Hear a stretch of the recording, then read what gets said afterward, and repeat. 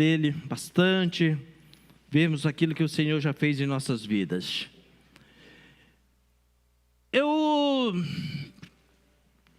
Esses dias tive uma experiência até de ser ministrado por esta palavra que hoje eu quero compartilhar com vocês.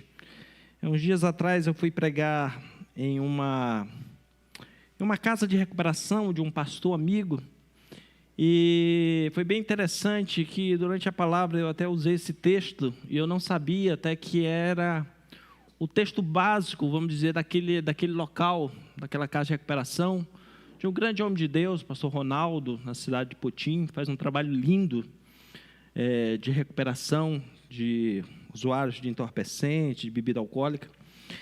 E de lá o Senhor tem ministrado muito ao meu coração sobre motivo pelo qual o ser humano foi criado e por que ele foi criado com motivo, e ele, na maioria das vezes, infelizmente, acaba dando errado, não cumprindo o seu propósito na terra. E quando eu estava ali, o Senhor trouxe um grande mover naquele lugar e mostrou muitas coisas no meu coração, e eu vim de lá pensando e buscando no Senhor um entendimento. E eu queria justamente hoje compartilhar essa palavra com você, que tem por tema: para que tudo foi criado? O tema não seria nem especificamente esse, aumentar ali um tudo, né? Mas para que se cria? Para que o ser humano foi criado? Dentro desse contexto nós precisamos entender. Mas antes nós precisamos ter uma abordagem geral, para poder nós entendermos o propósito pelo qual Deus criou a mim e a você. E se nós estamos agindo de forma correta conforme Ele nos criou. Quando uma pessoa ou uma empresa cria um produto, uma arte, um artista cria uma arte, quais são os seus objetivos? Muitas vezes nós não valorizamos o esforço de alguém em produzir algo, em criar algo, em fazer algo. E outras vezes nós até desvalorizamos no sentido de não dar a devida atenção, devido respeito àquilo que foi feito, ao esforço de alguém. Então vamos analisar um pouco para nós entendermos um contexto geral e depois pensarmos um pouco em nossas vidas. Vamos pensar em uma empresa, uma montadora, ou melhor, uma fabricante de automóveis. Por que ela lança um carro novo? Por que ela coloca na praça, no comércio, a venda de um veículo novo? Talvez para alguns com uma mente assim, um pouco mais simplória, até movida que é normal, né? Nós vivemos, graças a Deus, num país capitalista, aberto, nós podemos raciocinar assim. Talvez com a nossa mente capitalista nós pensamos logo, para ter lucro. Ela quer vender mais carros, quer ter lucro, então ela lança um modelo novo, tal. O brasileiro gosta muito disso, falou que é novidade. O brasileiro, muitas vezes, ele já embarca nesse negócio. O brasileiro tem umas questões interessantes, né? Se brasileiro disser assim, é promoção, ele já fica, ele não vai nem comparar preço. Se colocou uma placa dizendo que é promoção, já chamou bastante atenção, né? Se disser que é produto novo, lançamento, aí já não é questão de brasileiro, já é no mundo inteiro, né? As pessoas já ficam assim, com a expectativa. Não é à toa que nos últimos 20 anos nós temos um fenômeno de que determinados produtos, quando vão ser lançados novos, as pessoas dormem na porta da loja, para comprar o produto novo, e muitas vezes com um valor muito caro, absurdo. Mas voltando à questão aqui do veículo, por que é que se faz? Para ter lucro, para ele aumentar suas vendas. Mas na verdade, querido, não é só por este motivo. O motivo básico que quando alguém lança um novo veículo, ele quer justamente promover a sua marca. Ele está preocupado muito mais do que aquele veículo, ele está preocupado com a sua marca. Ele está preocupado com o reconhecimento, com o respeito naquela marca.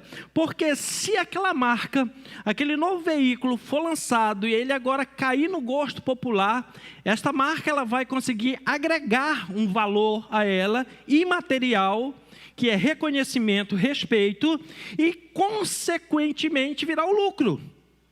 Simples assim, né? Agora, quando uma marca de um produto não tem reconhecimento, o que é que acontece? Ele não tem muito valor. Mas muitas vezes você não paga por um produto, você paga pelo valor daquela marca que se estabelece.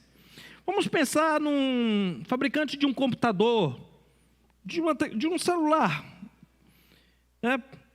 O que deseja alcançar quando se lança um modelo novo, vários modelos? Nós temos nichos totalmente diferentes. Hoje em dia nós temos empresas que elas estão lançando celulares para um público top, então eles não se preocupam em baixar preços. Já tem outros que fazem uma gama diferenciada de vários modelos, para quê? Para alcançar todas as classes. De uma forma simples, alguém pode dizer assim, um celular se fabrica para se comunicar. Talvez alguns ainda mais atrasados digam assim, para fazer ligação. Você, cada um do celular, eu tenho certeza que o que menos você faz no seu celular hoje em dia é ligação, né?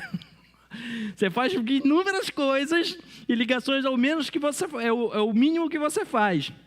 Na verdade, o que eles pretendem é colocar em uso uma nova tecnologia que gastaram às vezes milhões, bilhões para adequar, para que os meios de comunicação se tornem mais rápidos e ágeis e não perca essa corrida tecnológica que estão por aí, porque quem vai ficando para trás vai sumindo, né, do mercado. Mas vamos sair desse lado comercial e vamos pensar um artista. Quando ele faz uma arte, quando ele faz ali a sua arte e ele expõe, o que ele deseja? Para que ele criou uma arte?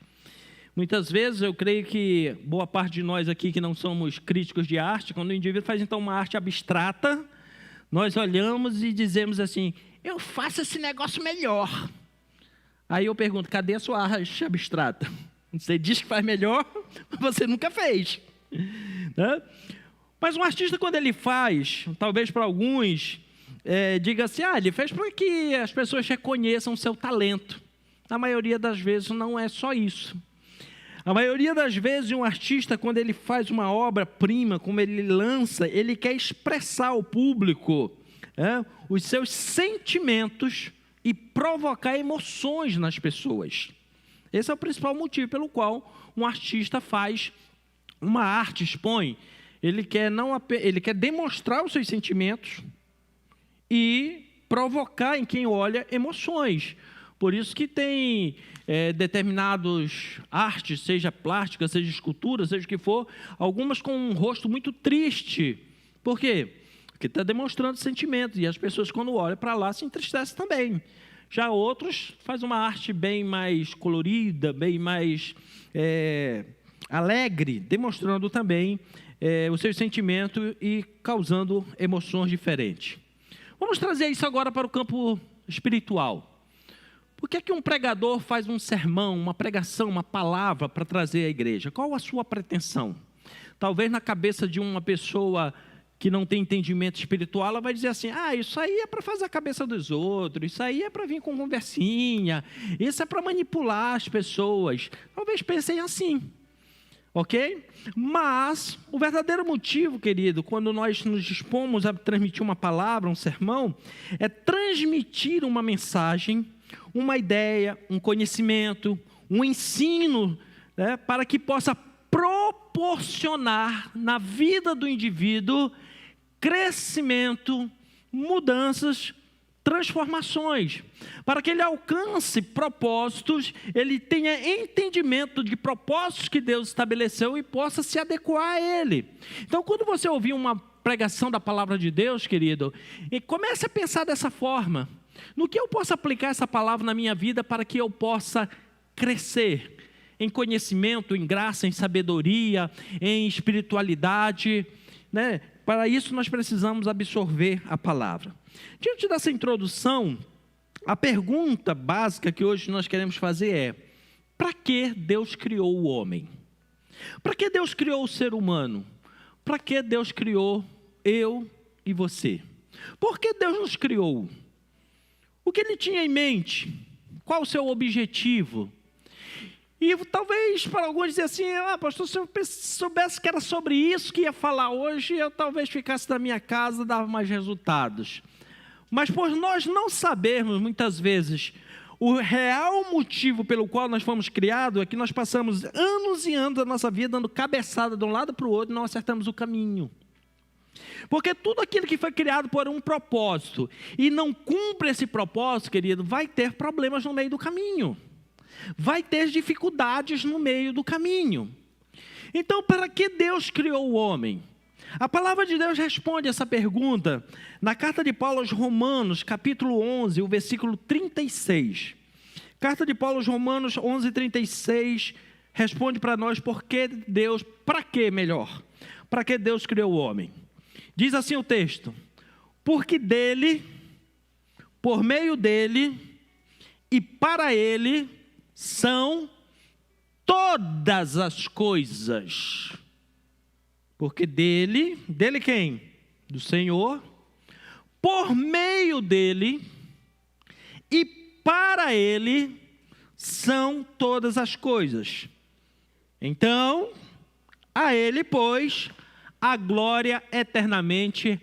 Amém. Quando Paulo escreveu esse texto aos Romanos, talvez eles tivessem a mesma reação que nós. Não entendi nada, pastor. Sim, e nem tem a obrigação de entender logo de cara. Nós precisamos buscar conhecimento, aprofundar na revelação da palavra de Deus. O texto, querido, ele vem nos mostrar o sentido de tudo que Deus criou. E de tudo que Deus criou, a peça mais importante, a coroa da criação, foi o ser humano. E dotou esse ser humano com alguns atributos e capacitação que ele não deu aos outros animais, que ele não deu à natureza, que ele não deu aos mares, mas ele deu especificamente ao ser humano. Se olharmos, comparado até a alguns outros animais, o ser humano ele é frágil fisicamente falando. Mas Deus deu a ele capacidade intelectual para que ele subjugue esses animais, para que ele possa ter uma forma de se proteger e uma forma até de dominar esses animais. Diante desse contexto, vamos analisar cada parte desse texto para entendermos melhor. O texto começa dizendo assim: porque dele, ou seja, a nossa criação veio única e exclusivamente por uma definição, propósito e objetivo da mente de Deus. Por isso que a Bíblia diz assim: quem poderá entender a mente do Senhor? Difícil, né? Porque, queridos, se nós, por nós não entendermos a mente do Senhor, muitas vezes nós falamos cada besteira. Vou lhe dizer uma delas. Quando a gente diz assim: eu queria ser Deus 5 minutos, que eu resolvi o problema da humanidade. Aí você diz assim: ei, como é que você ia resolver? Aí o cara diz assim: eu ia logo matar tudo que era bandido. Aí a gente: oh, para que você já começou errado. Jesus veio salvar o que estava perdido, você quer matar? Então já não serve para você ser Deus, né? Então, a criação do homem, eu tenho um amigo, muito amigo, um pastor, que ele diz assim: Deus é esquisito, né? E é mesmo. E não é ofensivo quando nós pensamos dessa forma, porque Deus poderia criar o ser humano de uma forma até mais, vamos dizer, comportada. Mas eu vi que Deus, quando criou tudo assim, Ele olhou e disse assim: a terra não pode ficar muito monótona, não pode ficar muito arrumadinho do jeito que está. Vamos criar o homem. Mas Ele diz: olha bem, vamos criar o homem conforme a nossa imagem e a nossa semelhança. Ele teve um parâmetro. Ele não criou o ser humano aleatório, ele teve um parâmetro, ele teve um modelo. E dali ele estabeleceu aquele modelo para dar certo. Então a primeira coisa que você precisa entender, querido: você e eu nascemos para dar certo. Amém? Nós nascemos por Deus com vamos dizer assim, nós fomos criados a partir de um modelo perfeito que foi o Senhor, porque Ele disse que nós fomos criados à sua imagem, à sua semelhança, e nascemos para dar certo. Essa era a mentalidade que tinha na cabeça de Deus: colocar o homem na terra para que o homem desse certo a partir dele. E para isso funcionar, vem a segunda parte do texto, diz assim: porque Ele, por meio dele.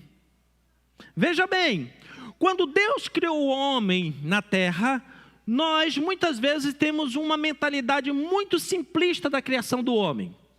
E quando pergunta-se para alguém, diz assim, como foi que Deus criou o homem? Óbvio que nós logo dizemos assim, ele criou o homem do pó da terra. Agora pergunto eu, depois que Deus pegou o pó da terra, moldou o homem estava pronto? Estava? Não. Se Deus tivesse feito o homem somente do pó da terra, ele teria vida? Não. Porque Deus pegou a terra para fazer apenas a embalagem. O nosso corpo, que é de matéria peculiar à terra, uma matéria orgânica desta terra, preste bem atenção, nós somos só um invólucro, só a embalagem.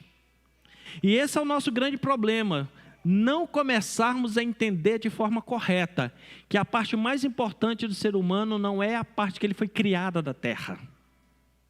Não é.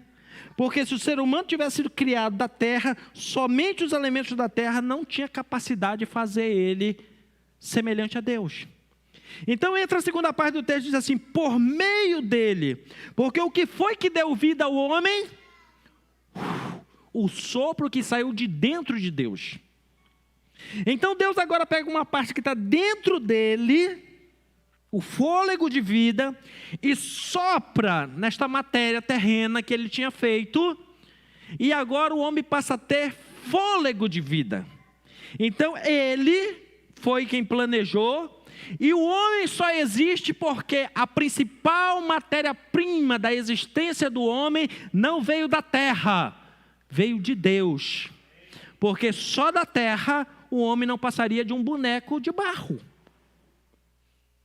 Com isso, o ser humano agora ele se torna o único ser dentro da terra com duas naturezas. A mais importante, a sua natureza espiritual. Por quê? Porque a sua vida, o seu espírito, o seu fôlego de vida, querido, ele não veio da terra, ele veio do céu, ele veio de dentro do próprio Deus. Do próprio Deus. Essa é a parte mais importante, essa é a parte que mais nós precisamos cuidar. Porque se a parte interior do ser humano der certo, a externa dará certo. Agora, quando você quer fazer que o ser humano dê certo do lado externo e não se preocupa com o lado interno, querido, vai ter muita dor de cabeça e não vai dar certo. Porque a receita completa diz assim, porque dele, partiu dele, por meio dele, pelo sopro de vida dele, pela atuação dele, pelo ruach, por aquilo que ele colocou dentro do homem, o homem passou a existir. Diante disso, eu já falei algumas vezes aqui, mas eu vou repetir que talvez alguém não tenha ainda guardado ou nunca escutou. Qual é a definição bíblica para um ser humano? A definição bíblica do ser humano é: o ser humano é um espírito que possui uma alma dentro de um corpo. É isso mesmo. Se você tem medo de espírito, então comece a ter medo de você. Porque você é um espírito que possui uma alma, onde estão seus sentimentos, desejos, vontade, decisões, emoções, o consciente, o subconsciente, dentro de um corpo. Mas qual é a definição até que a ciência faz? Ela começa ao contrário. Ela começa a dizer que o homem é um ser corpóreo. Começa logo a tratar do corpo. E quando você vai observar na Bíblia que Deus quer definir o ser humano, ele sempre começa falando do espírito, da alma e do corpo. Quando Paulo fala aos irmãos em Tessalonicenses, ele diz assim, que olha, que o Senhor esteja com você, ele termina dizendo assim, que o Senhor a todo tempo esteja no vosso espírito, na vossa alma e no vosso corpo. Mas nós, humanamente, olhando de forma material, nós olhamos as pessoas primeiro, olhamos e tiramos aquela conclusão apressada, dizemos que a primeira impressão é a que fica. Mas a primeira coisa que nós olhamos para o ser humano é A sua parte corpórea, seu corpo, que para Deus é a parte menos importante. Depois de um tempo, é que você vai ver quem é essa pessoa de verdade, porque ela vai começar a mostrar seus comportamentos, seus sentimentos, aí você vai entender a alma dessa pessoa. E a parte mais difícil de entender é justamente o espírito, porque essa é a parte que liga o homem com Deus. Então, nós precisamos começar a mudar, redefinir alguns conhecimentos dentro de nós. E o primeiro que você precisa definir, eu já te disse, você nasceu para dar certo. Por quê? Porque você tem uma origem divina, você partiu do próprio Deus. Deus não fez você para dar errado, Ele fez você espelhado nele, Ele fez você para agir como Ele, fez você para ter resultado como Ele tem.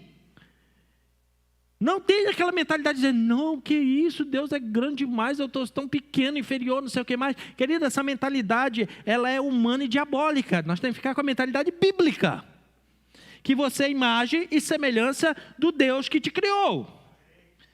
Então, veio agora o homem dele, por meio dele, perfeito, foi criado.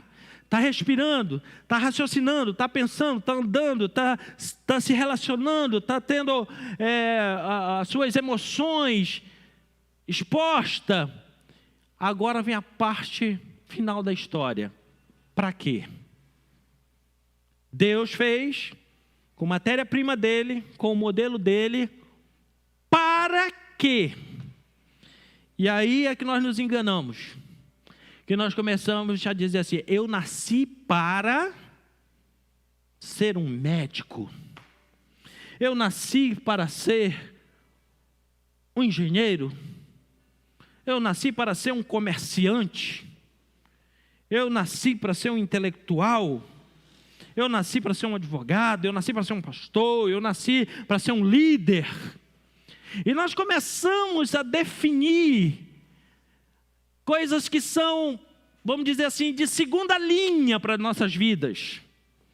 Porque a parte mais importante, você não nasceu para isso, querido. Porque quando você estava sendo gerado, Deus começou a te escolher para coisas que você não sabia. A Bíblia fala que o profeta Jeremias, ele escreve, quando o Senhor se revelou a ele, diz assim, olha, desde que você estava sendo gerado no ventre de sua mãe, eu te constituí profeta sobre as nações. Quem conhece um pouquinho de Bíblia sabe, Jeremias queria ser profeta? Jamais. Ele chega a dizer que para ele ser profeta era um fardo, trazia tristeza. Não pelo fato do ofício em si, mas que era um peso que ele via quando Deus mostrava as coisas para ele, pelo comportamento dele ser muito melancólico. Ele ficava até mal. E ele diz, as coisas vêm como um turbilhão na minha mente, na minha cabeça. O Senhor me mostra como uma panela grande que vem rodando, eu não consigo entender. Porque talvez aquele homem pensou que ele nasceu para outras coisas. E com certeza na cabeça de Jeremias, ele pensava e entendia que ele nasceu para ser sacerdote. Por quê? Porque ele era filho de sacerdote. Ele era de uma família sacerdotal. E ele nasceu, talvez cresceu, sendo ensinado, instruído para dizer, um dia você vai ser sacerdote no templo, um dia você vai continuar o ofício do seu pai no templo. Só que Deus disse assim, não, eu criei você com outro propósito. Eu criei você para ser profeta sobre as nações. E aí quebrou totalmente as pernas dele nos projetos dele.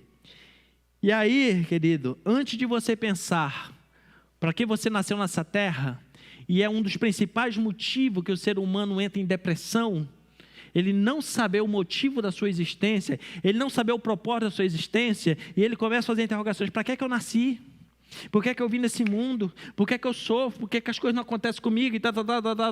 Mas hoje Deus vai solucionar isso na sua vida, amém, querido?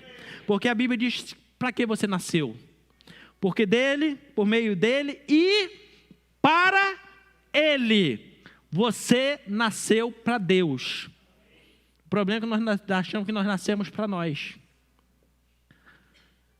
Nós achamos que nós nascemos para nós sermos. Mas o texto diz que você, por ele, por meio dele e para ele, Deus fez você para ele. Deus fez você para cumprir o modelo dele. Deus fez você para glorificar a Ele. Deus fez você para andar no propósito, no chamado, na designação dele. E quando isso acontece, que eu entendo e eu começo a me adequar, eu me encaixo certinho no propósito para o qual eu nasci.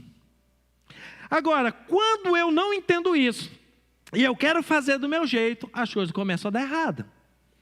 Porque, entenda bem, você, para dar certo nessa terra, você tem que entender que você nasceu para Ele, para Deus, para os planos de Deus, para os propósitos de Deus, para aquilo que Deus determinou. E aí você pega e diz assim, pastor, mas Deus me deu o livre-arbítrio, eu posso escolher. Quer que eu te seja muito sincero, querido? A melhor coisa que você faz com o seu livre-arbítrio é devolver ele para Deus. Porque desde que o homem começou a usar livre-arbítrio lá no Éden, ele começou a dar para trás. Porque livre-arbítrio não quer dizer direito de você fazer o que dá bem na sua cabeça, batendo de frente com Deus, porque nunca vai dar certo. Muitas vezes nós usamos livre-arbítrio de forma errada. Não, eu tenho livre-arbítrio, eu posso fazer o que eu quiser. Depende. O propósito para o qual você nasceu, para Ele, não se discute. Por quê? Está no texto. É só ler o versículo, meu irmão. Porque dele, por Ele, para Ele, são todas as coisas. Você está no pacote, eu estou no pacote. Todas. E o mais interessante é que Deus nos chama de coisa aqui. Para você não achar que é a última Coca-Cola do deserto, para você não achar que é a pessoa mais importante na face da terra. Eu tenho que fazer pose? Fazer fotinho. E muitas vezes, querido, nós entramos nesse caminho errado, porque nós achamos que nós somos por demais importante, que se nós não tivéssemos nascido nessa terra, coitado dessa terra. Se nós não existíssemos, coitado de quem convive conosco. Mas, querida, deixa eu dizer uma coisa, você nasceu para Ele. E a primeira coisa que Deus olha e diz assim, você está no meio de todas as coisas. Porque, vamos ser muito sinceros, teve coisas que Deus criou na terra, que até hoje dá mais alegria para Ele que o ser humano. Sim ou não? Sim. Você já viu o pássaro reclamando, murmurando? Pode estar chovendo, pode estar de dia bom, pode ter sol, pode não ter. Passarinho está sempre cantando e louvando a Deus. Esses não dão nenhum trabalho para Deus. E nós, quando entramos pela rota errada, se amanhece com sol, nós reclamamos do sol. No dia seguinte, se amanhecer chovendo, a mesma pessoa reclama da chuva. No outro dia, se fizer frio, a mesma pessoa que reclamou do sol e da chuva reclama do frio.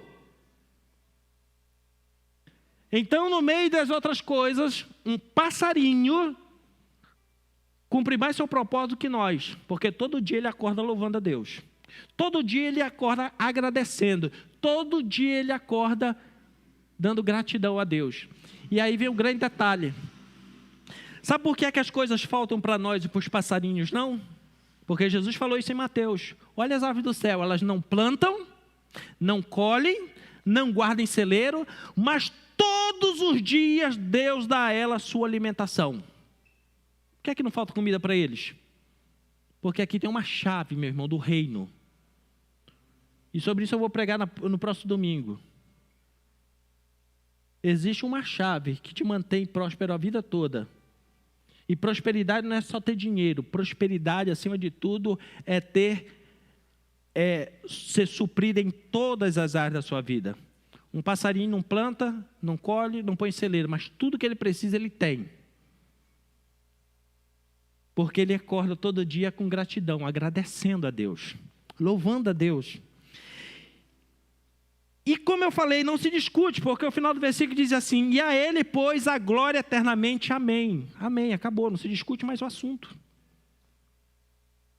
Pastor, mas eu não concordo com o que o senhor está falando. Amém, glória a Deus, você é livre para não concordar, mas a Bíblia está dizendo que Deus criou você para Ele, para fazer o que Ele quer, a vontade dele, o projeto dele, para sempre, amém. Não discute o assunto. Esse assunto Deus não discute com você. E aí vem o grande detalhe. Esse vem o grande detalhe. A receita para o ser humano dar certo nessa terra é uma só. Entender que nós fomos criados por Deus, com a matéria-prima que veio de Deus, para todo dia sermos motivos de glorificação a Deus. Se o homem aprender a fazer isso, ele vai dar certo em todos os seus caminhos. Quando ele entender que ele veio de Deus, que ele depende de Deus, e que todo dia ele precisa, nos seus atos, de alguma forma, glorificar a Deus, ele começa a entrar no caminho certo. Glorificar a Deus não é todo dia você abrir a boca e dizer, glória a Deus. Não é todo dia você fazer como os fariseus faziam na antiguidade, para a esquina de uma rua e orar em voz alta para mostrar que você é espiritual. Não. Atos, atitudes e comportamentos que demonstram que Deus está em você. E esses atos, atitudes, muitas vezes, de um dia para o outro pode variar. Um dia você pode dar um prato de comida para alguém. Isso demonstra que Deus está em você. No outro dia você pode jejuar pela sua vida, pela sua casa, pela sua família. Isso demonstra que Deus está em você. Outro dia você pode fazer algo que publicamente ninguém vai ficar sabendo, mas que Deus vai se agradar. Isso vai glorificar a Deus também. Então, quando nós fazemos essa rota, nós damos certo. E aí vem a resposta para aquela grande pergunta: por que é que o ser humano dá errado? Se o projeto de Deus é que ele dê certo. Porque ele, o ser humano, inventou de ser dono do seu próprio nariz. Ele inventou de promover a sua independência de Deus. Esse foi o grande problema do ser humano. Querer ser dono do seu próprio nariz e promover a sua independência de Deus. Fazer segundo ele entende que está certo. E aí começa a ter o problema. Deixa eu dizer uma coisa para você. O homem sem Deus, sem estar dentro do propósito de Deus, ele pode até ter muito na vida. Ele pode até conquistar muito na sua vida. Ele pode até alcançar grandes níveis, respeito, riquezas na vida, autoridades na vida. Mas ele não alcança tudo o que precisa. O homem sem Deus, ele pode alcançar muito na vida. Em diversas áreas, ser realizado em várias áreas. Mas vai ter área na vida dele, querida, que vai ser um problema. O homem sem Deus, querido, ele vive numa ilusão. Deixa eu fazer aqui um exemplo. Talvez os mais novos não saibam, mas dá para entender.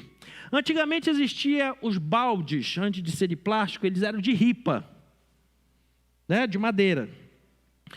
Você podia fazer um balde para colocar lá, vamos dizer, 4 litros. Mas se uma daquelas ripas descesse, quebrasse, diminuísse pelo meio, o balde de 4 litros, você não ia colocar mais do que 2 litros, 2 litros e meio. Por quê? Porque não ia se medir pela sua capacidade total. Ia se medir pela sua área, aonde tem a sua quebra, a sua debilidade. Assim é o ser humano longe de Deus. Ele pode ter muito em muitas áreas, mas vai ter uma área da vida dele, que vai estar lá embaixo, e vai vazar tudo. Se você não sabe, os maiores índices de suicídio não estão entre os pobres, estão entre os ricos. Existem países no mundo, um tempo atrás eu li, eu fiquei estarrecido. Existe um país nórdico, chamado Noruega, que é considerado a segunda melhor qualidade de vida do mundo. Mas por habitante é o país com o maior índice de suicídio no mundo. E sabe por que as pessoas se suicidam lá? Por terem tédio de não terem problema para resolver. Está rindo, mas é trágico, né? Pra você ter ideia, o governo estava preocupado, fazendo campanhas para as pessoas não se suicidarem, porque elas estavam entediadas de não terem problemas. Agora você vai agradecer a Deus por aquele boleto para pagar. Por quê? Porque elas tinham tudo. Tudo não, muito. Mas uma área da vida ficou lá embaixo. Vazou tudo. Até a vida. Mas quando você entra no propósito de Deus, querido, aí você vai ter tudo.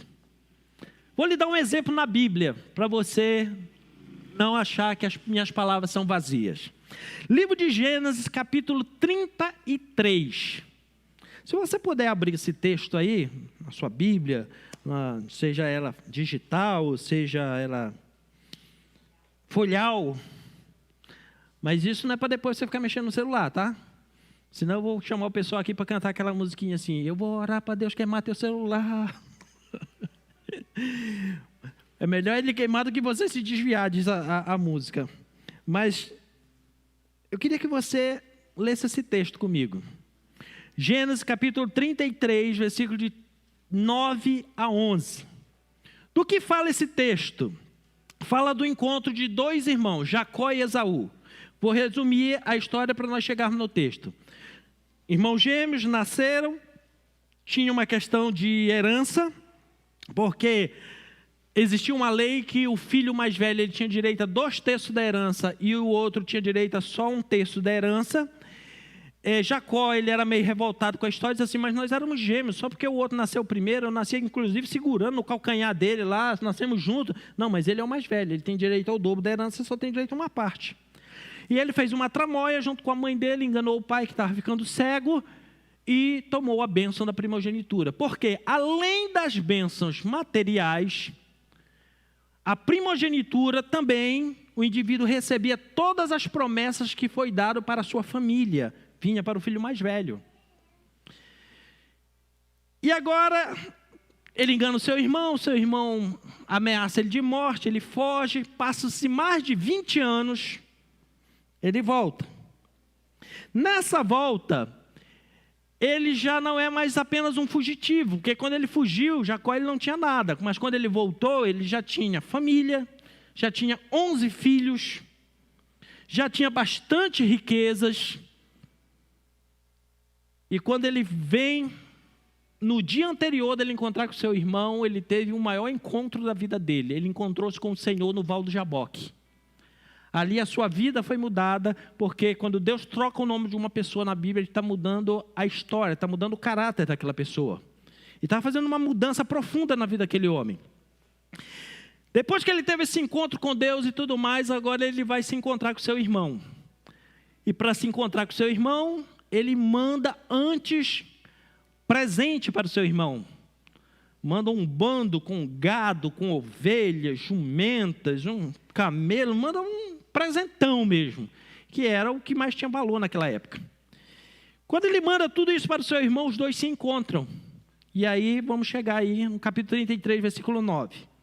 Quando ele apresentou todo o presente que ele queria dar para o seu irmão, até como uma forma de pedir desculpa por ter enganado ele lá atrás, disse assim Esaú, diz o texto, disse porém Esaú, eu já tenho, como é que está aí? Eu já tenho muito, eu já tenho bastante. E ele não estava falando errado não, querido, porque Esaú naquele momento talvez fosse o homem mais rico do pedaço. E eu vou lhe dizer por quê. Porque o avô dele, Abraão, já era rico. Passou a promessa para o filho, chamado Isaac. Isaac foi um dos homens, querido, mais ricos que teve na Bíblia. O capítulo 26 de Gênesis diz que ele plantava no deserto, e para cada semente que ele botava no chão, ele colhia 100 vezes mais. É o único homem na Bíblia que a Bíblia diz que ele colhia 100 por 1. 100 vezes mais. Depois disso, você só vai ver Jesus lá no Novo Testamento falando que ele pode abençoar você para ganhar 100 por 1. Mas no Antigo Testamento, a única pessoa abençoada que ganhava 100 por 1 era Isaac. Teve 2 filhos, Jacó e Esaú. Quando Jacó enganou o irmão, fugiu, não levou nada. Então a riqueza toda ficou com quem? Com Esaú. Então ele acumulou a riqueza do avô e do pai. Possivelmente era o homem mais rico que tinha. Por isso que quando o irmão foi dar um presente para ele, disse assim, não, meu irmão, eu não preciso, porque eu já tenho muito, eu já tenho bastante. E o texto diz: porém disse Esaú, eu já tenho muito, meu irmão, guarde para você o que é seu. Eu já tenho muito. Esaú era um homem, querido, que a Bíblia diz que ele foi profano por não obedecer a Deus. Por isso ele perdeu a bênção de Deus para a vida dele. Se é um homem profano, é um homem que anda sem Deus. O que significa a palavra profano? É aquele que não respeita o que é santo, o que é sagrado. Então ele se tornou um homem que não respeitava nem a Deus nem a palavra de Deus. Por isso que a Bíblia chama de profano. Um homem sem Deus, que diz assim: ah, meu irmão, não preciso não, eu sou rico. Então você vai entender aqui que a Bíblia está dizendo que riqueza não é tudo, meu irmão. Ele diz assim: eu sou um homem que tenho bastante, eu sou um homem que tenho muito, eu sou um homem rico. E não era só riqueza, ele tinha autoridade. Não, a autoridade dele era tão grande que ele tinha um exército obedecendo a ele. Naquela região que ele morava, ninguém fazia guerra contra ele. Então era um homem que tinha riqueza, tinha poder, tinha autoridade, mas não tinha tudo.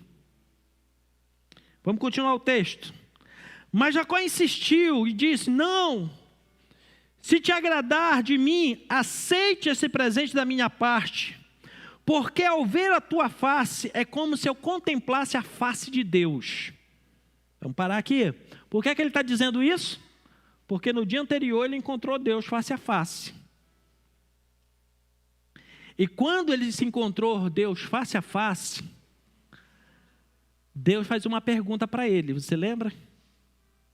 Qual o teu nome? E ele responde: Jacó.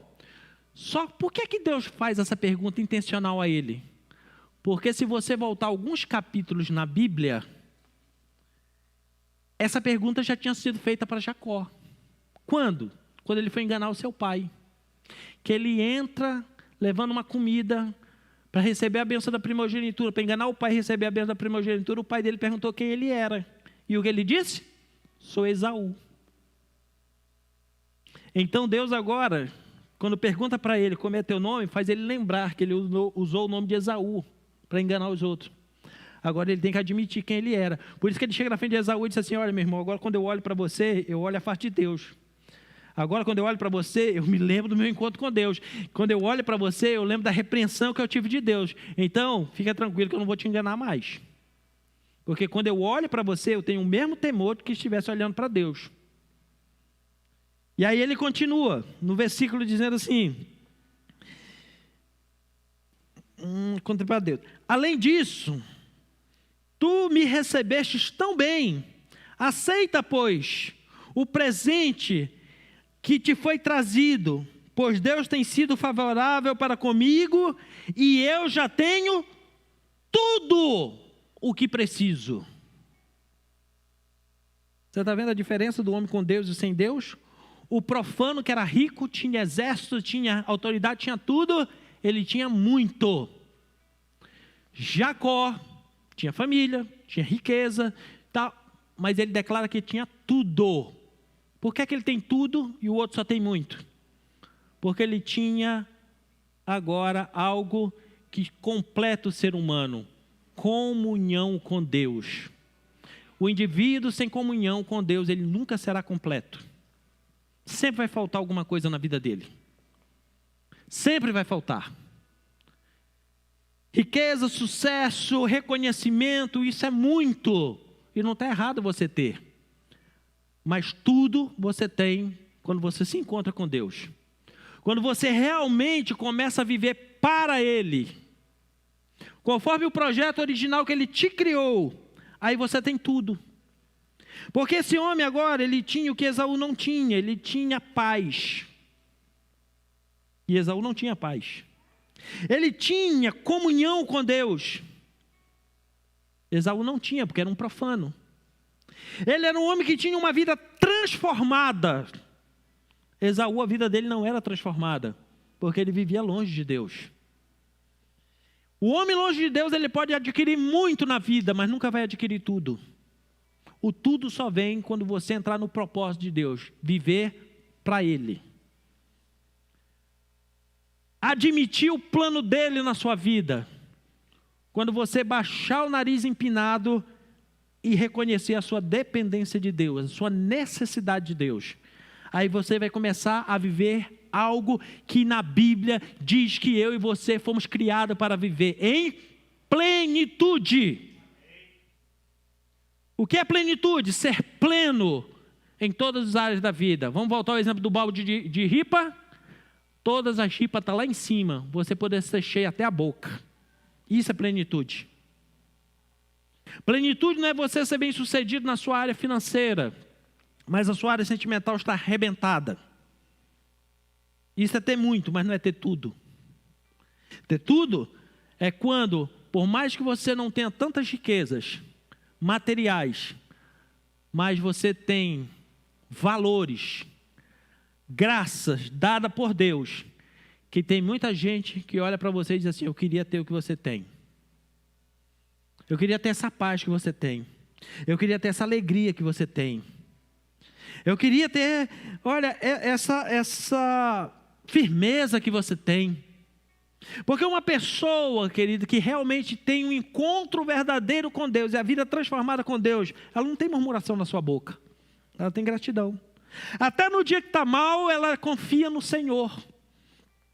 Até no dia, querido, da perda e da adversidade, ele pode falar que nem aquela mulher lá de Sunem, do segundo livro dos Reis, a Sunamita, que o filho estava morto, e quando o profeta perguntou para ela como é que está, ela disse: vai tudo bem. Assim age quem vive para Ele. Assim age quem alcança plenitude. Se Jesus, querido, se você não tiver Jesus como a essência para o qual você foi criado, você vai poder conquistar muito na vida, mas nunca alcançará plenitude. Você pode ter muito, mas nunca vai ter tudo. Mas Jesus te criou para ter tudo. Ainda bem que dois entenderam. Você foi criado para ter tudo nessa terra. Pois a Bíblia diz que tudo que Jesus conquistou é direito e herança de quem? Bata no peito e diga: minha. O projeto de Deus na terra é que você tenha tudo. Tudo. Mas isso só vem quando você entende: eu nasci dele, por ele e para ele. Se você não entender, querido, você vai ter muito na vida, mas não vai ter tudo. Vai sempre ficar com áreas muito deficitárias. Alguém pode dizer: mas eu conheço gente que aceitou Jesus e a vida não é um mar de rosa. Mas enquanto estiver nessa terra não vai ser mesmo. Mas nós podemos viver como diz o apóstolo Paulo: não julgo que já alcancei o alvo, mas uma coisa eu faço, deixando para trás as coisas que outrora me prendiam, eu me lanço para o alvo da soberana vocação de Deus, porque quem anda com Jesus sabe para onde está indo. Agora, quem anda sem Jesus não sabe para onde está indo. E para quem não sabe para onde está indo, qualquer caminho serve. Por isso que é tudo que é porcaria que te oferece, você aceita. Mas quando você tem Jesus, você tem princípios. Você diz assim: opa, isso aqui agrada o Senhor, eu faço. Isso aqui não agrada, eu não faço. Você sabe para onde está indo, você tem alvo para alcançar na sua vida.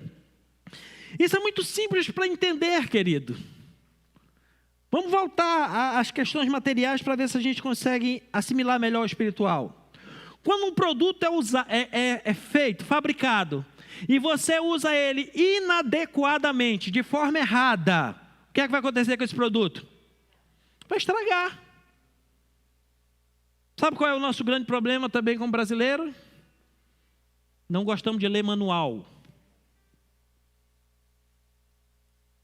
Lá em casa tem uma que gosta. Pastora Jo, a gente compra as coisas e coloca na mão dela.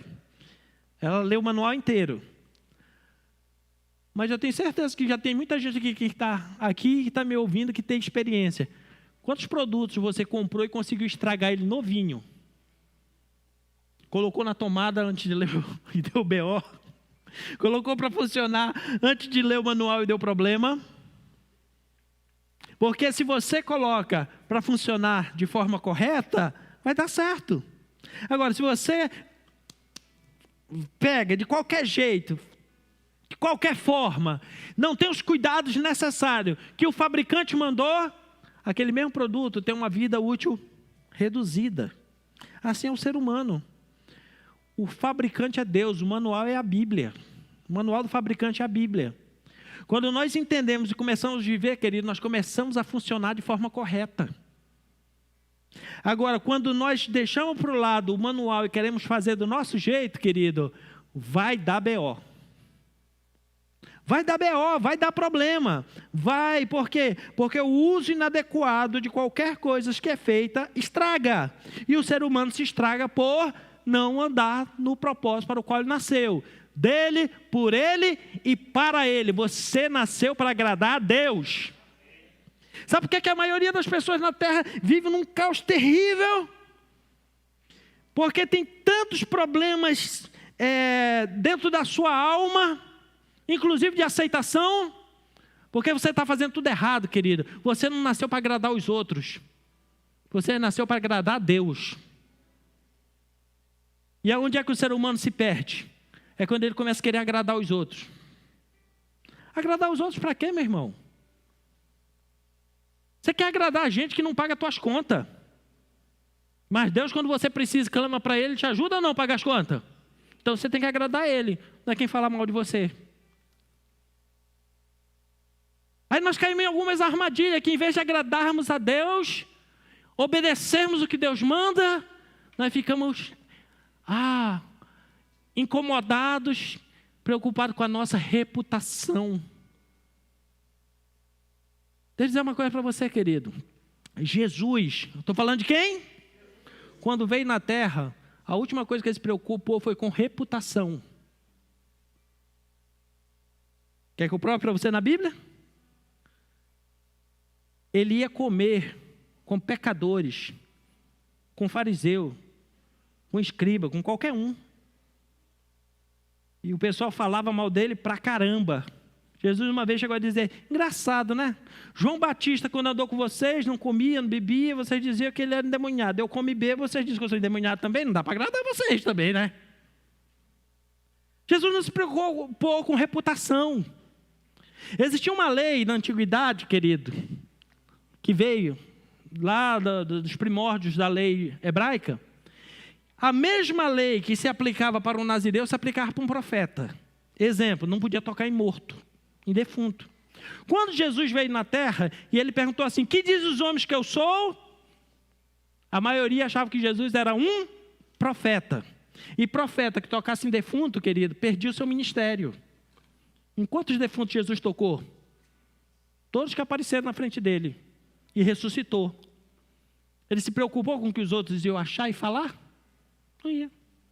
Ele se preocupou o que o povo ia falar quando ele entrou na casa de Zaqueu? Não, ele diz assim, eu entrei aqui porque esse também é filho de Abraão, tem que ter salvação para ele também. Esse é o nosso problema. Em vez de você se preocupar em agradar a Deus, você está preocupado em agradar a sociedade, pessoas, o que acham, o que dizem de você. E aí você vai entrar em crise existencial.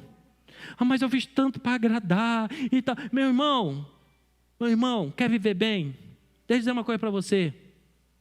Viva para Deus. Espere recompensa só dele. Até você que é pai e mãe, não espera recompensa de filho, não. É isso mesmo. É a verdade. Seus filhos nasceram, meu irmão, para voar, para ir embora, não para ficar escravo seu, para você no futuro sugar eles. Eu estou investindo agora, porque quando eu ficar velho vai ter que me dar as coisas. Quem tem que sustentar você até o último dia é Deus, porque você nasceu para Ele. É Ele que é responsável por você. Não são seus filhos. Não seja sanguessuga dos seus filhos. Não coloque um fardo sobre seus filhos e dizer, não, você vai fazer isso, essa profissão porque eu quero. Não, meu irmão. Deixa eles terem a experiência deles. Deixa eles voarem. Porque quem cuida de você é o Senhor. Você nasceu para Ele, por meio dEle, você é matéria-prima dEle. Quem é responsável por você é Ele. Então obedeça a Ele, sirva a Ele, faça para Ele e Ele vai cuidar de você. Ele vai cuidar da sua vida. A maior tragédia na história da humanidade foi quando o homem, no Éden, resolveu ser independente de Deus. O homem tentou fazer do jeito dele. Essa foi a maior tragédia da história da humanidade.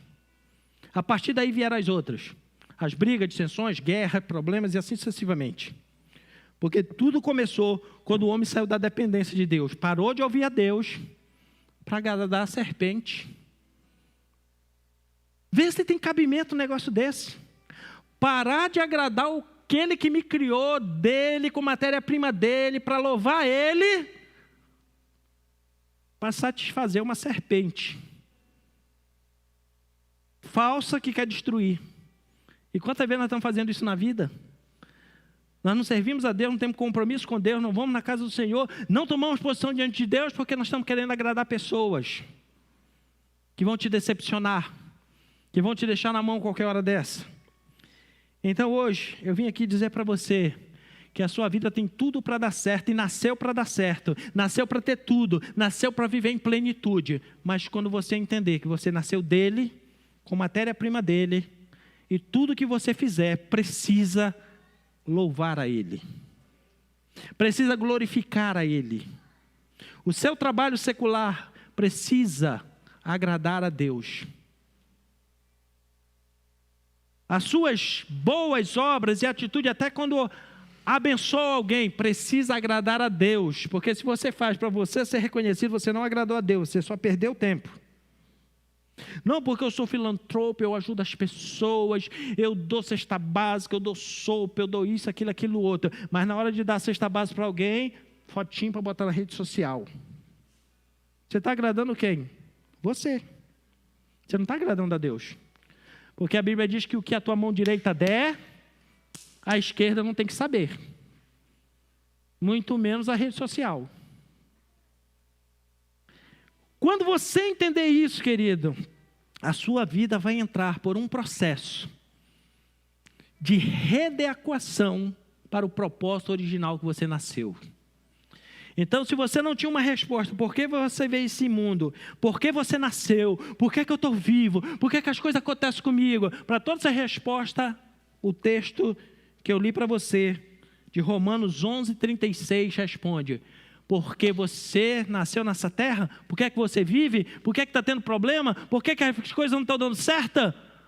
Porque você precisa entender que você veio dele, com matéria-prima dele, e tudo que você fizer nessa terra tem que agradar a ele, porque dele, por meio dele e para ele são todas as coisas que dê glória eternamente a ele. Amém. Acabou a conversa. E eu quero orar hoje por você. E eu quero me incluir nessa oração de voltarmos para o propósito original. Já nascemos dele, por meio dele. Só falta agora nós cumprirmos a última parte. Fazer tudo para ele. Fazer tudo para agradar a ele. Fazer tudo para que o nome dele seja glorificado. Para que ele cresça e eu diminua. Para que ele seja reconhecido e eu desapareça. Para que ele seja louvado e eu seja esquecido. Porque se invertermos a ordem, vai dar perrepe. Vai dar problema. Mas hoje é o dia de você colocar a vida em ordem. Saber que tudo que você precisa fazer tem que ser para glorificar o nome dele. Fique em pé, eu quero orar com você. Essa palavra respondeu algumas perguntas. Respondeu alguns questionamentos da sua vida.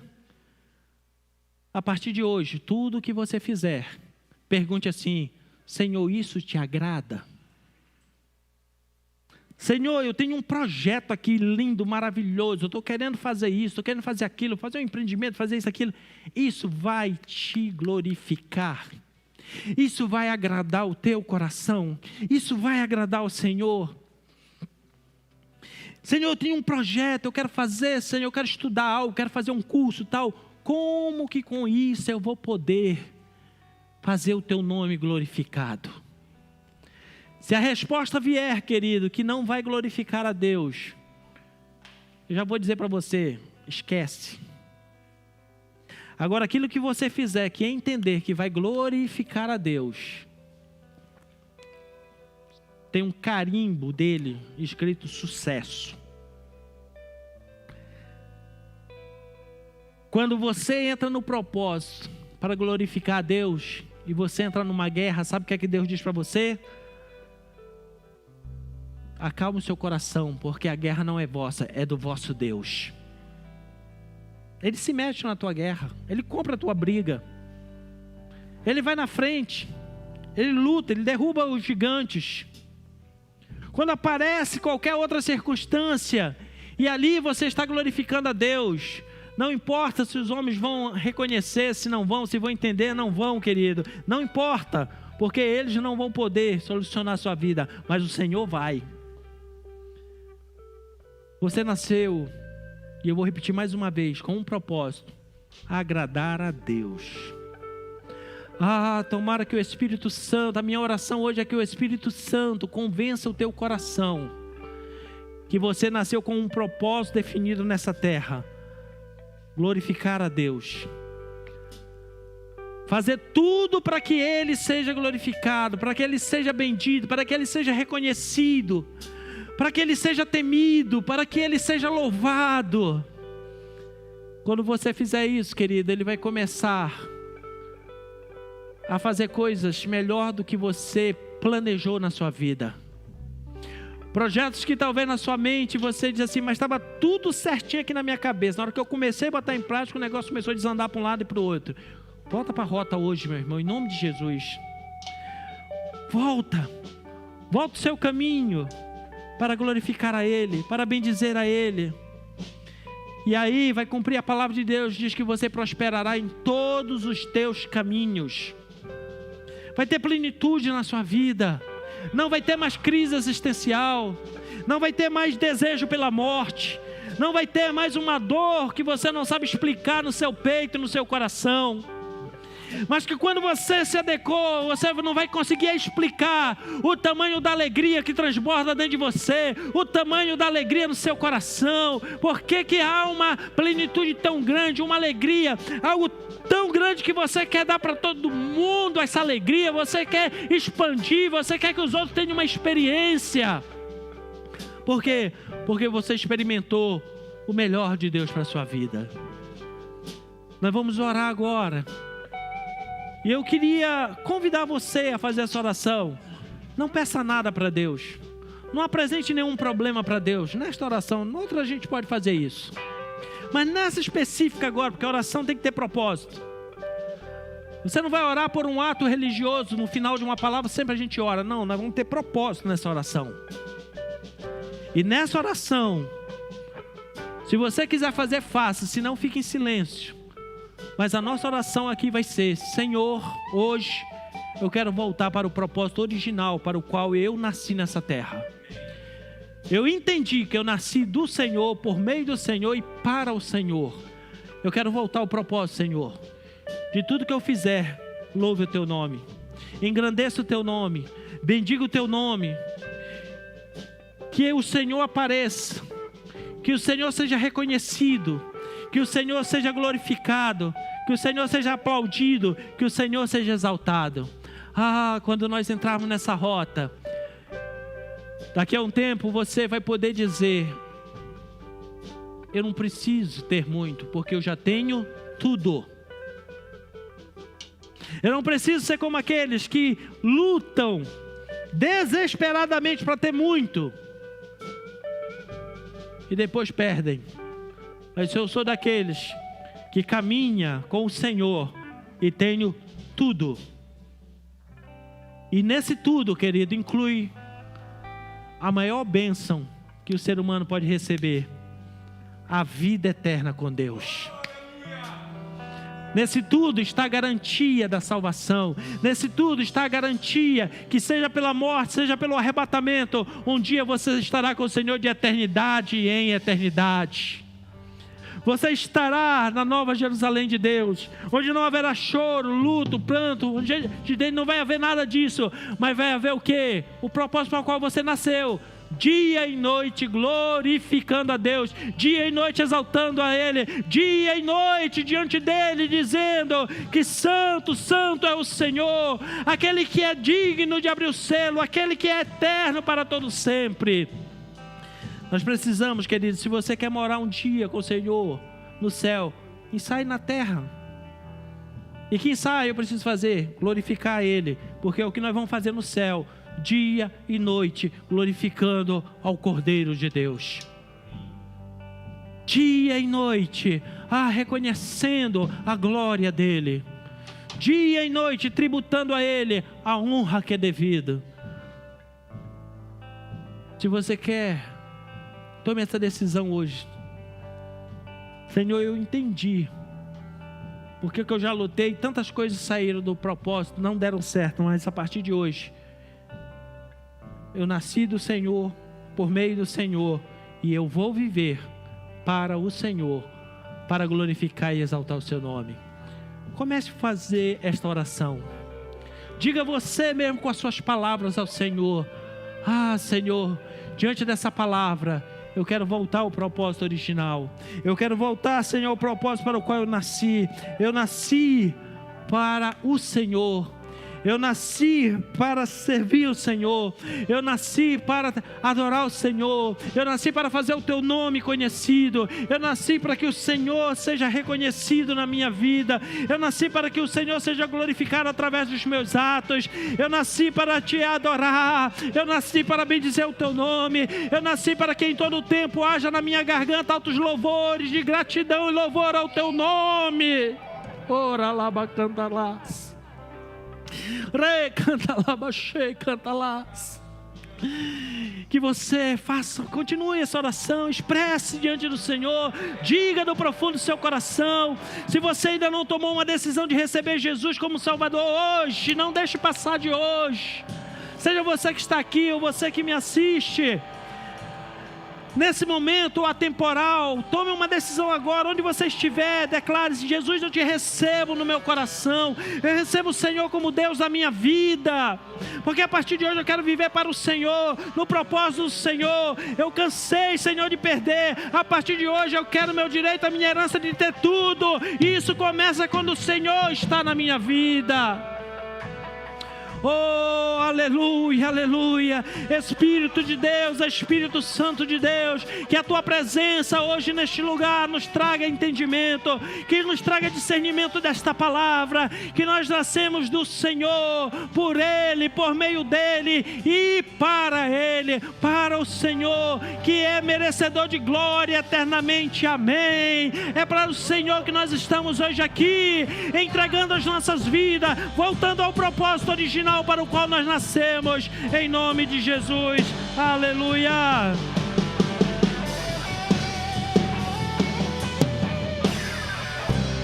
Eu só quero tua presença, hoje eu não vou te pedir nada, só quero levantar a minha voz pra te dizer que a tua graça já me basta. Eu só quero tua presença, hoje eu não vou te pedir nada, só quero levantar a minha voz pra te dizer que a tua graça já me basta.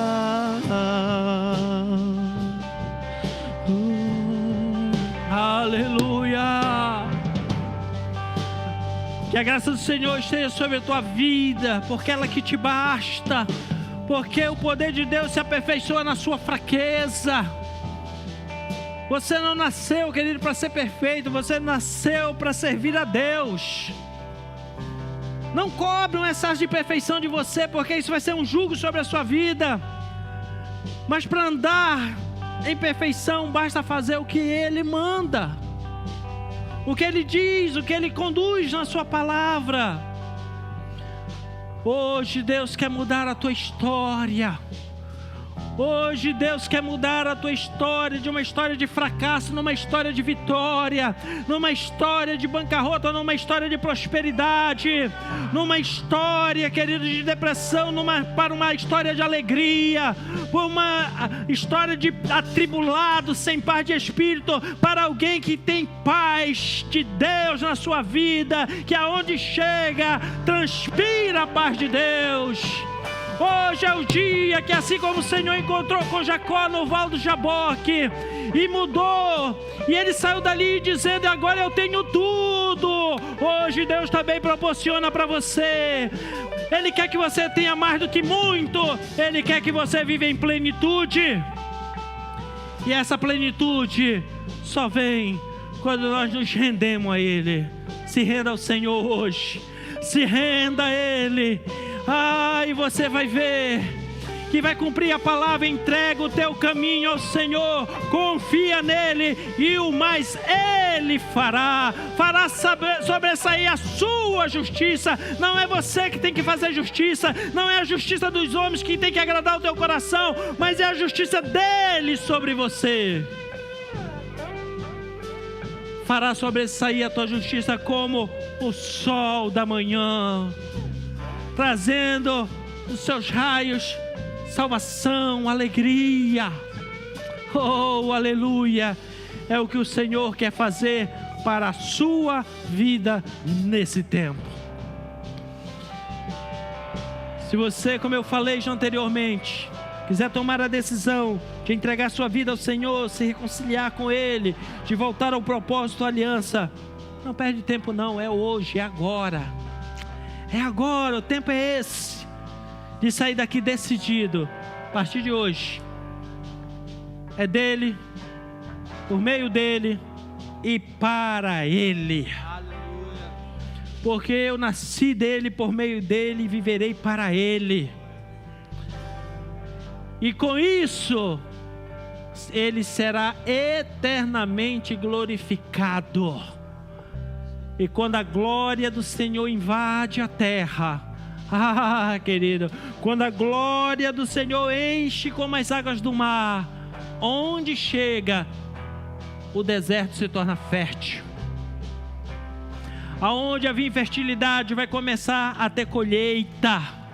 Aonde existia desespero, vai começar a ter paz, vai começar a ter fé.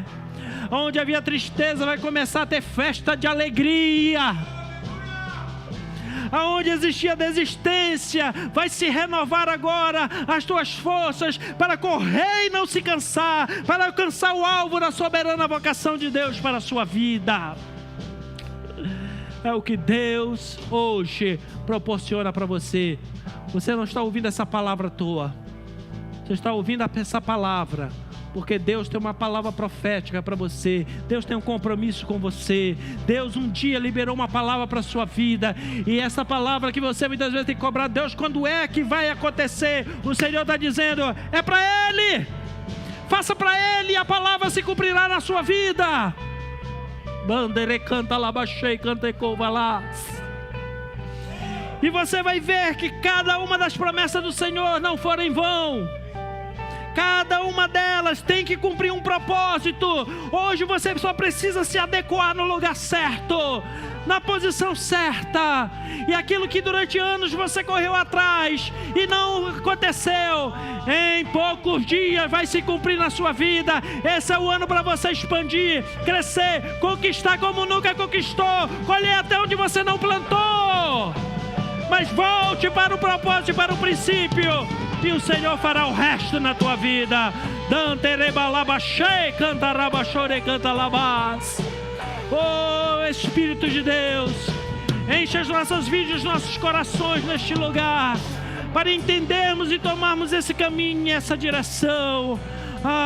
Pai, e que em todos os caminhos, em todas as obras das nossas mãos, Senhor, Tu seja glorificado para todo sempre. Comece esse tempo, querido, este novo tempo, já fazendo o que você precisa fazer todo dia. Atribua a Ele a honra, a glória, o louvor para todo sempre. Oh, aleluia!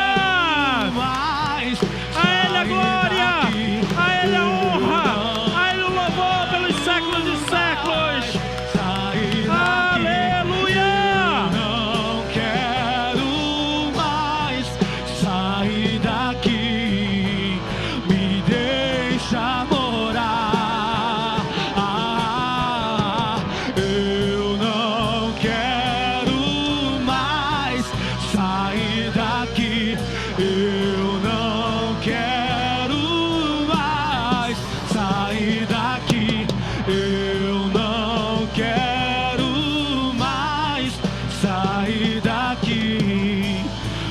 deixa ficar.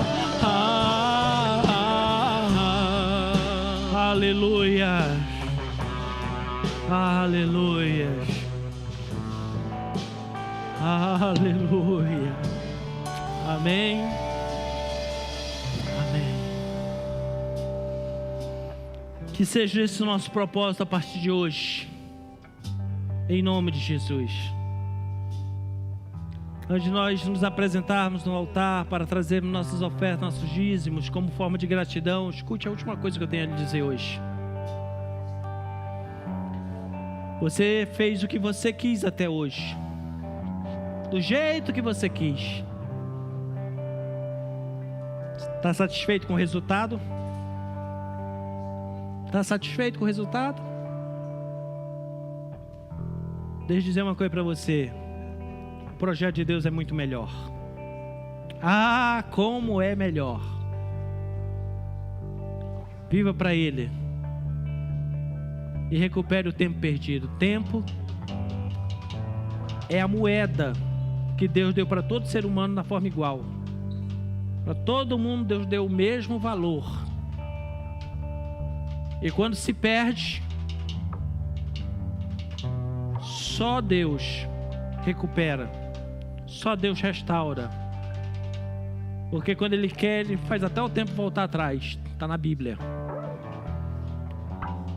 Ele restitui os anos que foram consumidos. Ele traz de volta a promessa. E o tempo da terra não é capaz de impedir quando Deus age no seu tempo. Quando o Kairós de Deus invade o nosso Cronos, quando o tempo de Deus invade o tempo do homem, pode ter certeza que é tempo de restituição, é tempo de restabelecimento de Deus, e é o que Ele vai fazer a partir de hoje na sua vida, em nome de Jesus. Receba essa palavra, guarde no seu coração como um tesouro, para que o Senhor te dê bom caminho a partir de hoje, em nome de Jesus.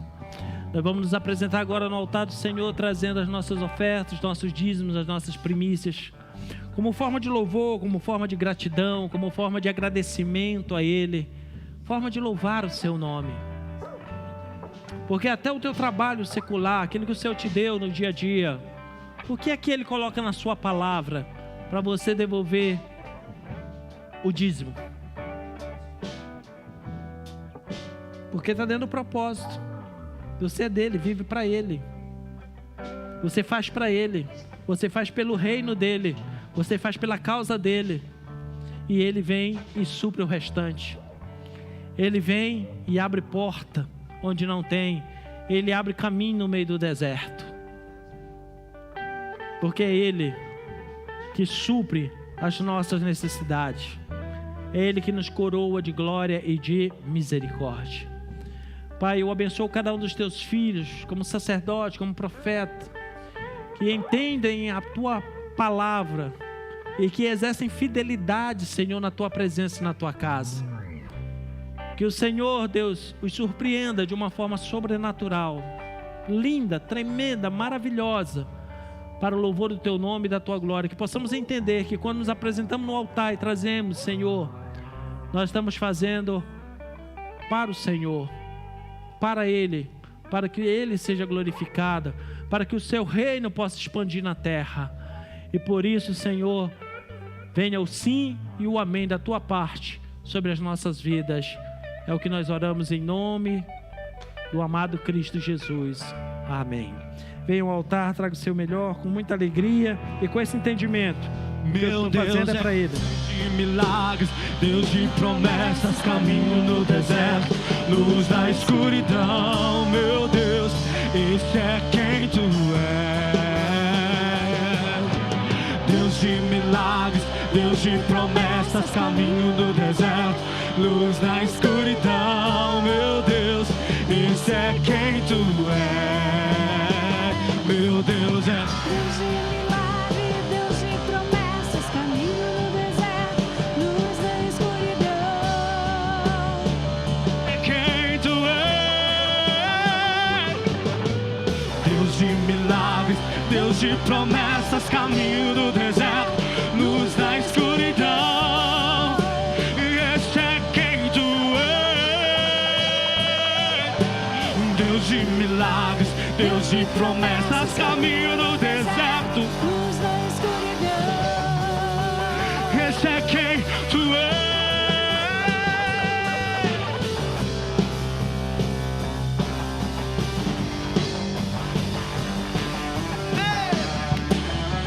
Esse é quem tu és. Meu Deus é Deus de milagres, Deus de promessas, caminho do deserto, luz na escuridão. esse é quem tu és. Deus de milagres, Deus de promessas, caminho do deserto, luz na escuridão, esse é quem tu és. Aleluia!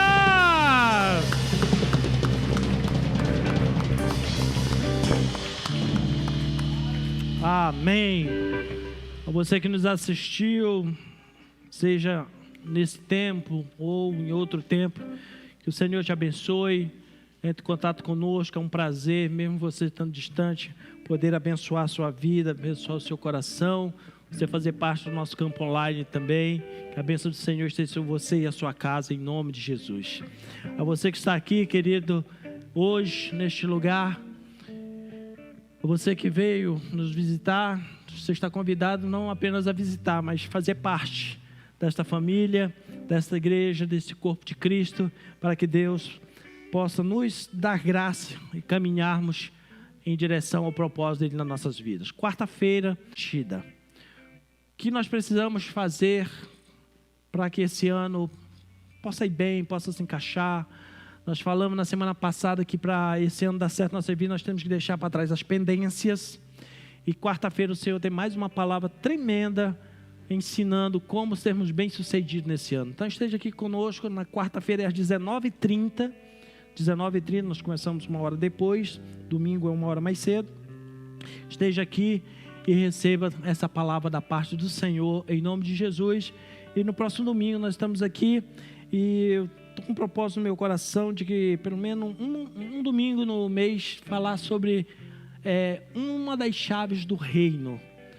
O reino de Deus, quando o Senhor Jesus veio na terra e disse que ia estabelecer o seu reino, Ele disse que Ele já deixou várias chaves para várias áreas das nossas vidas. E no próximo domingo eu quero trazer uma palavra que é você sobre a chave que te traz prosperidade e mantém essa prosperidade na sua vida. Então venha, e eu tenho certeza que Deus tem palavras tanto na quarta como no domingo tremenda para a sua vida e para o seu coração. Amém? Vamos agradecer ao Senhor por esse tempo que nós passamos na casa do Senhor. Antes de você sair, seja boca profética na vida do seu irmão.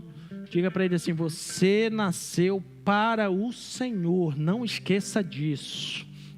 Diga aí pelo menos para umas 2 pessoas: você nasceu para o Senhor, nunca mais esqueça disso. E se Deus te der mais alguma coisa especial para você falar, abençoe a vida desse irmão, dessa irmã, abençoe a semana dele.